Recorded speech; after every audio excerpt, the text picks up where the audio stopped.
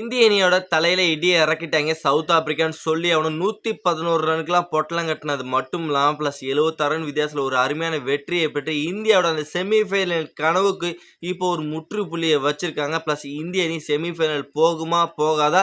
அக்சர் பட்டேலை எதற்காக நேற்று மேட்ச்ல எடுக்கல? வாஷிங்டன் சுந்தரை எடுத்து என்ன பண்ணுனீங்க? ப்ளஸ் அவர் ஒன்றுமே பண்ணவே இல்லையே. கில்லர் மில்லர் பிரேவ்ஸ் ஜோடி அதிரடி காரணமாக வந்து இந்திய அணிக்கு பெரிய ஒரு பின்னடைவை ஏற்படுத்தியிருக்காங்க. மார்க்கோ யான்சன் ப்ளஸ் வேற லெவல் பவுலிங் ஸ்பெல்ல போட்டு வேற லெவலாக முடிச்சு விட்டார். லுங்கு நிகிடி வேற லெவலாக வந்து பவுல் பண்ணார்னு சொல்லி அவளும் இந்திய அணியால் செமிஃபைனலுக்குள்ளே நுழைய முடியுமா? ப்ளஸ் இந்த மேட்ச்சில் எதற்கு நீங்கள் வந்து பிளேயிங் லெவன்ஸை மாற்றினீங்க? அப்படி என்ன தான் தவறு செஞ்சார் அக்சர் பட்டேல்? ப்ளஸ் இந்தியாவை தோல்விக்கென என்ன காரணமாக இருக்குது இந்த மேட்சை பொறுத்த வரைக்கும்? எல்லாமே ஒன்று விடாமல் அலசி ஆராய நம்ம வந்திருக்கோம். ப்ளஸ் அதனால் இந்த வீடியோவை ஒரு நிமிஷம் கூட ஸ்கிப் பண்ணாம கடைசி வரைக்கும் பாருங்க நண்பர்களே. ஐசிசி T20 வேர்ல்டு கப் 2026 இந்த உலகக்கோப்பையை நடத்துற 2 அணிகள் இலங்கை வெர்சஸ் இந்தியா 2 அணிகளுக்குமே நேற்று ஒரு பெரிய அதிர்ச்சி வந்து ஏற்படுத்தியிருக்காங்க. இலங்கைக்கு வந்து இங்கிலாந்து ஒரு அதிர்ச்சியை ஏற்படுத்தி ப்ளஸ் இந்தியாவுக்கு சவுத் ஆப்பிரிக்கா ஒரு அதிர்ச்சியை ஏற்படுத்தியிருக்காங்க. ப்ளஸ் உலகக்கோப்பையை நடத்துகிற 2 நாடுமே வந்து பார்த்தீங்கன்னா நேற்று சொற்ப ரன்ல ஆல் அவுட் ஆனது மட்டும் இல்லை ப்ளஸ் வந்து அடுத்த லெவல் அதாவது அரையிறுதிக்குள்ளே நுழையுமா அப்படிங்கிற சூழ்நிலையில் இப்போ வந்து தள்ளப்பட்டிருக்காங்க. 2 அணியுமே இப்படி ஒரு மோசமான நிலை வரும் அப்படிங்கிறது யாருமே எதிர்பார்த்துருக்க மாட்டாங்க. அந்த சைடு வந்து ஸ்ரீலங்கா ரசிகர்கள் எதிர்பார்த்துருக்க மாட்டாங்க. இந்த சைடு வந்து இந்திய ரசிகர்கள் வந்து எதிர்பார்த்துருக்க மாட்டாங்க. ஏன்னா அந்த அளவுக்கு ஒரு பெரிய அதிர்ச்சியை 2 வெளிநாட்டு அணிகள் வந்து இந்தியா வந்து அதிர்ச்சி கொடுத்துருக்காங்க. இப்படிப்பட்ட சூழல்ல இந்தியா சவுத் ஆப்பிரிக்கா நேற்று வந்து சூப்பர் 8ல வந்து மேட்ச் விளையாண்டாங்க. அகமதாபாத்தில் நடந்தது. இந்த மேட்ச்ல ஃபர்ஸ்ட் பேட்டிங் பிடிச்ச சவுத் ஆப்பிரிக்கா வந்து பார்த்தீங்கன்னா, நாங்கள் வந்து ஃபர்ஸ்ட் பேட் பண்ண டிசிஷன் எடுத்தது மட்டும் இல்லாம ஃபர்ஸ்ட் பேட்டிங் பிடிக்க ஆரம்பிச்சாம ஆரம்பத்திலேயே அவங்களுக்கு ஒரு பெரிய அதிர்ச்சிங்கிறது காத்துக்கிட்டு இருந்தது. பும்ரா அண்ட் ஹர்தீப் சிங் 2 பேரோட பவுலிங்கை தாக்கு பிடிக்க முடியாம குயின்டன் டிகாக், எய்டன் மார்க்கம் ப்ளஸ் இவங்க எல்லாருமே பார்த்தீங்கன்னா சொற்ப ரன்னில் அவங்களோட விக்கெட்டை இழக்க ஆரம்பிச்சாங்க. 20 ரன்னுக்குலாம் 3 விக்கெட் இழந்து தத்தளிச்சிட்டு இருந்த சவுத் ஆப்பிரிக்காவுக்கு கில்லர் மில்லர் பிரேவ்ஸ் ஒரு அதிரடியான ஒரு பர்ஃபார்மன்ஸ் கொடுக்க ஆரம்பிச்சாங்க. இவங்களோட பார்ட்னர்ஷிப்பை பிரிக்க முடியாமல் இந்திய ரொம்ப தடுமாறினாங்க. ப்ளஸ் இவங்களோட பார்ட்னர்ஷிப் 97 வரைக்கும் போச்சு. பிரேவிஸோட விக்கெட்டை அப்போ தான் மறுபடியும் இந்தியன் எடுத்தாங்க. ப்ளஸ் கில்லர் மில்லர் கடைசி வரைக்கும் போராடி ப்ளஸ் வந்து அதுக்கப்புறம் கிறிஸ்டன் சப்ஸ் இவங்க 2 பேர்த்தோட அதிரடியால் கடைசியில் சவுத் ஆப்பிரிக்கா 187 அப்படிங்கிற ஒரு டோட்டல் வந்து இந்திய அணிக்காக போட்டாங்க. ஓகே 188 அடிச்சா அந்த வெற்றி இலக்கோட ஆட ஆரம்பிச்ச இந்தியனுக்கு பெரிய அதிர்ச்சி காத்துக்கிட்டு இருந்தது. எப்போவுமே அபிஷேக் சர்மா தான் வந்து பார்த்தீங்கன்னா ஆரம்பிச்சு வைப்பாரு இந்தியனுக்கு அந்த கோல்டன் டக் அப்படின்னா. ஏன்னா இந்த மேட்ச்ல இஷான் கிஷான் வந்து தானா வந்து வலையில சிக்கியிருக்காரு. இஷான் கிஷான் இன்னைக்கு வந்து கோல்டன் டக் அவுட் ஆனாரு. ப்ளஸ் அதுக்கப்புறம் வந்து பார்த்தீங்கன்னா அபிஷேக் சர்மா, திலக் வர்மா, சூரியகுமார் யாதவ் அப்படின்ட்டு விக்கெட்டுகள் அப்படி சீட்டுக்கட்டு மாதிரி சரசரன்னு போக ஆரம்பிச்சது. ப்ளஸ் இருந்தாலும் கடைசியில் ஹார்திக் பாண்டியா ஓரளவுக்கு நம்பிக்கை இருப்பாருங்க. அவரோட விக்கெட்டை இழந்தாரு. சிவம் துபே மட்டும் தனியாலாம் போராடினாரு. இருந்தாலும் பார்த்தீங்கன்னா இந்த மேட்ச்ல இந்தியா 111 ரன்னுக்கெல்லாம் அனைத்து விக்கெட் இழந்தது மட்டும் இல்லாமல் 76 ரன் வித்தியாசத்தில் சவுத் ஆப்பிரிக்காவுக்கு வெற்றியை தூக்கி கொடுத்துட்ருக்காங்க. ப்ளஸ் சவுத் ஆப்பிரிக்கா முதல் வெற்றியை இந்த சூப்பர் 8ல பதிவு பண்ணது மட்டும் இல்லாமல் ப்ளஸ் ரன் ரேட்டில் வேற ரகமாக தெரிஞ்சிட்டு இருக்காங்க. இந்தியாவுக்கு ஒரு பெரிய ஒரு அடியை வந்து இறக்கிட்டாங்கன்னு சொல்லி அவனு ஃப்ரெண்ட்ஸ். இந்த மேட்சை பொறுத்த வரைக்கும் இந்தியா வந்து தோல்வி அடைஞ்சிருக்காங்க. 76 வித்தியாச தோல்வி அடைஞ்சது மட்டும் இல்லாமல் பெரிய பின்னடைவு ப்ளஸ் -3ல இருக்கிற ரன் ரேட்டில் இந்த ரன் ரேட்டில் இப்போ இன்னும் இருக்கக்கூடிய நமக்கு 2 மேட்ச் இருக்குது.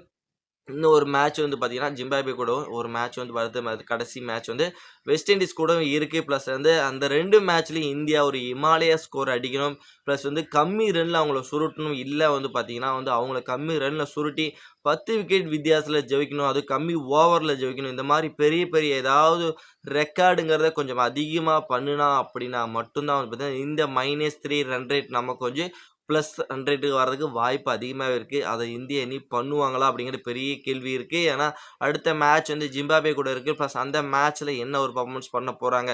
ஜிம்பாப்வே வந்து சாதாரண அணியாக நினைக்கக்கூடிய அளவுக்கு வந்து இப்போ வேற ரகமாக விஸ்வரூப எடுத்து வந்துட்டு இருக்காங்க. இலங்கையை அடித்தாங்க. ப்ளஸ் வந்து ஆஸ்திரேலியா அடித்து வீட்டுக்கே அனுப்பிட்டாங்க. இந்த மாதிரி ஒரு தரம் வாய்ந்த ஒரு அணியாக வந்து ஜிம்பாப்வே இருக்கும்போது அவங்கள சிங்கார சென்னையில் அடிக்க முடியுமா? அடுத்தது வெஸ்ட் இண்டீஸ் T20 கிரிக்கெட்டின் ராஜா என்று அழைக்கப்பட்டவங்க வெஸ்ட் இண்டீஸ் அவங்கள வந்து அடிச்சு செமிஃபைனலுக்குள் நுழைய போகிறாங்களா? ப்ளஸ் வந்து செமிஃபைனலுக்குள்ளே இந்திய அணி இனி நுழையணும் அப்படின்னா இந்த மாதிரி பெரிய மார்ஜினில் நல்ல நெட் ரேட்டோட 2 மேட்சும் நம்ம ஜெயிக்கணும். ப்ளஸ் மற்ற டீமும் பார்த்தீங்கன்னா அதாவது சவுத் ஆப்பிரிக்காவும் பார்த்தீங்கன்னா இது இருக்கக்கூடிய எல்லா மேட்சும் ஜெயிச்சாங்க அப்படின்னா இந்தியாவுக்கு ஒரு வாய்ப்பு இருக்குது. இல்ல வெஸ்ட் இண்டீஸ் இந்த ஆளுக்கு 2 வெஸ்ட் இண்டீஸ் 2 மேட்ச், இங்க south Africa 2 match, India 2 match ஜெயிச்சா இந்த ரன் ரேட் தான் மெயினா வந்து இந்தியாவ பாதிக்கும் அப்படிங்கிறது என்னோட கருத்தா இருக்கு. ஓகே ஃபிரெண்ட்ஸ், இந்தியாவின் செமி ஃபைனல் கனவு நிறைவேறுமா? பிளஸ் நம்ம கோடிக்கணக்கான ரசிகர்கள் என்ன நினைக்கிறோம்? பிளஸ் எல்லாம் அது மட்டும் இல்லாம அவங்களோட ஆசீர்வாதம். ஓகே, எல்லாமே இது ஒரு ஸ்டைல் போயிட்டுருக்கு. நேத்து மேட்ச்ல எதற்கு அக்ஷர் பட்டேல் எடுக்காம உட்டாங்க? இந்தியாவோட தோல்விக்கு முதல்ல என்ன காரணம் அப்படின்னு பார்த்தீங்கன்னா, டெவால் பிரேவிஸ் அண்ட் மில்லர் ஸ்டார்ட்டிங்ல ஒரு 3 விக்கெட் போயிருச்சு. அதுக்கப்புறம் அந்த டெவால் பிரேவிஸ் அண்ட் மில்லரோட ஜோடிய விக்கெட் எடுக்காம எதற்கு உட்டாங்கன்னே தெரியல. பிளஸ் அவங்களோட அந்த பார்ட்னர்ஷிப்ப உடைச்சிருந்தாங்க அப்படின்னா, கம்பல்சரி இந்தியா கேமுக்குள்ள வந்திருப்பாங்க. பிளஸ் அவங்களோட அந்த பார்ட்னர்ஷிப் மட்டும் தான் குருசியல் பார்ட்னர்ஷிப்பா இருந்தது. பிளஸ் அந்த பார்ட்னர்ஷிப் உடைச்சதுக்கப்புறம் பார்த்தீங்கன்னா, சவுத் ஆப்பிரிக்காவால பெரிய அளவுல ஸ்கோர் பண்ண முடியல. ஏன்னா 200க்கு மேல போகும்னு எதிர்பார்த்த ஸ்கோர் வந்து பார்த்தீங்கன்னா, 187ல வந்து நம்ம பசங்க வந்து கடைசியில குறைச்சாங்கன்னு சொல்லி ஆகணும். பவுலிங் கடைசியில நல்லா இருந்தது. பிளஸ் அந்த ஒரு பார்ட்னர்ஷிப் பிரிக்க தான் முக்கியமான ஒரு பவுலர் மிடில் ஓவர்ல இல்ல. அதுதான் அக்ஷர் பட்டேல். அக்ஷர் பட்டேல நேத்து எதற்கு டிராப் பண்ணாங்கன்னு எனக்கு ஒண்ணுமே புரியல. பிளஸ் வருண் சக்கரவர்த்தி நேத்து வந்து டேக்கன் பண்ணாங்க. அவரு தான் மெயின் பவுலர்ன்னு நெனச்சு, அவரு வந்து முதல்ல அட்டாக் பண்ணா, அவரு வந்து பிரஷர்ல நல்லா போட்டு குடுப்பாருன்னு அவரு அட்டாக் பண்ணாங்க. அதுக்கு தகுந்த மாரியே வருண் நல்லா போட்டு தூக்கி குடுத்தாரு. பிளஸ் அக்ஷர் பட்டேல் நேத்து டிராப் பண்ணி வாஷிங்டன் சுந்தர எடுத்துட்டு வந்தது பிளஸ் இந்தியாவுக்கு ஒரு பெரிய பின்னடைவுன்னு சொல்லி ஆகணும்.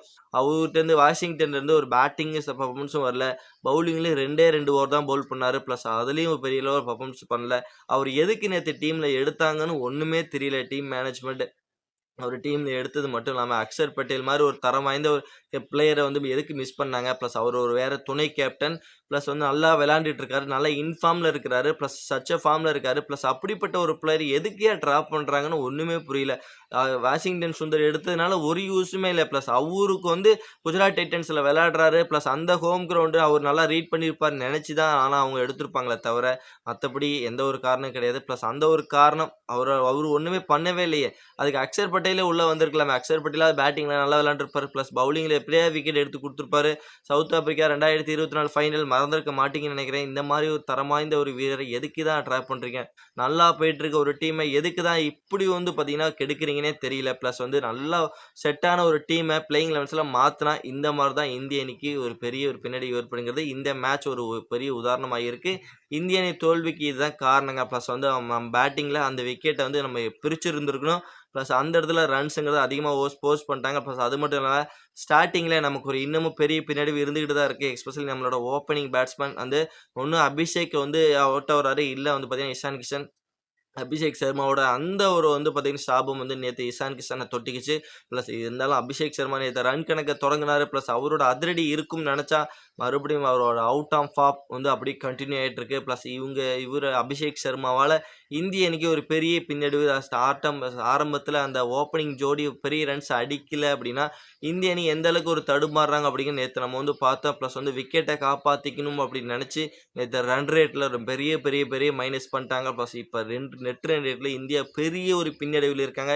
இப்படியே போனா இந்தியாவோட செமி ஃபைனல் கனவு வந்து ரொம்ப கேள்விக்குறியாயிரும். பிளஸ் இந்திய ரசிகர்களுக்கு எல்லாம் பார்த்தீங்கன்னா, பெரிய ஒரு ஏமாற்றத்த வந்து குடுத்துருக்காங்க. இந்தியாவோட தொடர் வெற்றிக்கு முற்றுப்புள்ளி வச்சிருக்காங்க சவுத் ஆப்பிரிக்கா. இந்திய அணி என்ன பண்ண போறாங்க? இந்தியா ரசிகர்களுக்கெல்லாம் இப்போ ஒரு பெரிய பயத்த வந்து ஏற்படுத்திட்டாங்க. இனி இருக்கக்கூடிய 2 மேட்ச்ல இந்தியா ஜெயிக்குமா? வெஸ்ட் இண்டீஸ் விசஸ் ஜிம்பாப்வே 2 மேட்ச்ல பெரிய மார்ஜின்ல ஜெயிச்சு செமி ஃபைனலுக்கு நுழையுமா? அப்படிங்கிற ஒரு கேள்வியே இப்போ வந்து பார்த்தீங்கன்னா, சவுத் ஆப்பிரிக்கா அணி இந்தியாவுக்கு உருவாக்கி குடுத்துருக்காங்க. இந்திய ரசிகர்கள்லாம் பீதியில இருக்காங்க. நம்ம ஊர்ல நடந்த வேர்ல்டு கப் நம்ம ஊர் அப்படின்ட்டு சும்மா சந்தோஷமா நம்ம கப் வாங்க போறோம் எல்லாமே நம்பிக்கையில இருந்தபோது, இப்போ வந்து பார்த்தீங்கன்னா, இந்தியா இப்படி பண்ணிட்டாங்களே! ஒவ்வொரு மேட்ச் எந்த அளவுக்கு இம்பார்ட்டன்ஸ் அப்படிங்கிறது தெரியாம இன்னைக்கு வந்து விளையாண்டுருக்காங்க. 3 மேட்ச் தான் சூப்பர் 8ல வெறும் 3 மேட்ச் தான். அந்த 3 மேட்ச்சும் சரியா பக்காவா பிளான் பண்ணி விளையாண்டா அடுத்த லெவலுக்கு அப்படியே போயிட்டே இருக்கலாம். இனி இருக்கக்கூடிய ஒவ்வொரு மேட்ச் இந்தியாவுக்கு எந்த அளவுக்கு இம்பார்ட்டன்ஸ்ங்கிறது உணராம விளையாண்டுட்டு இருக்காங்க அப்படிங்கும்போது எனக்கு என்னமோ தோணுது. பிளஸ் அத உணர்ந்தாங்கன்னா, இனி இருக்கக்கூடிய 2 மேட்ச் எப்படியாவது இந்தியா நல்ல நெட் ரன்ல ஜெயிச்சு பிளஸ் இந்தியா செமி ஃபைனலுக்கு நுழைவாங்களா தான் பெரிய ஒரு கேள்வியா இருக்கு. ரசிகர்கள்லாம் வந்து இதுதான் எதிர்பார்த்துட்டு இருக்காங்க. என்ன இப்படி பண்ணிட்டேங்கிறத ஒரு பெரிய மனக்கவலை இருக்கு. பிளஸ் இருந்தாலும் இந்த மேட்ச பத்தி நீங்க என்ன நெனைக்கிறீங்க? இந்த மேட்ச பத்தி நீங்க என்ன நெனைக்கிறீங்க? அப்படிங்கிறத மறக்காம நம்மளோட கமெண்ட் செக்ஷன்ல கமெண்ட் பண்ணிட்டு, மறக்காம இந்த வீடியோ உங்களுக்கு எந்த அளவுக்கு புடிச்சிருக்குங்கிறத மறக்காம லைக் பண்ணி, ஷேர் பண்ணி உங்க சப்போர்ட்டையும், ஆதரவையும் குடுத்தீங்கன்னா ரொம்ப ரொம்ப யூஸ்ஃபுல்லா இருக்கும் நண்பர்களே.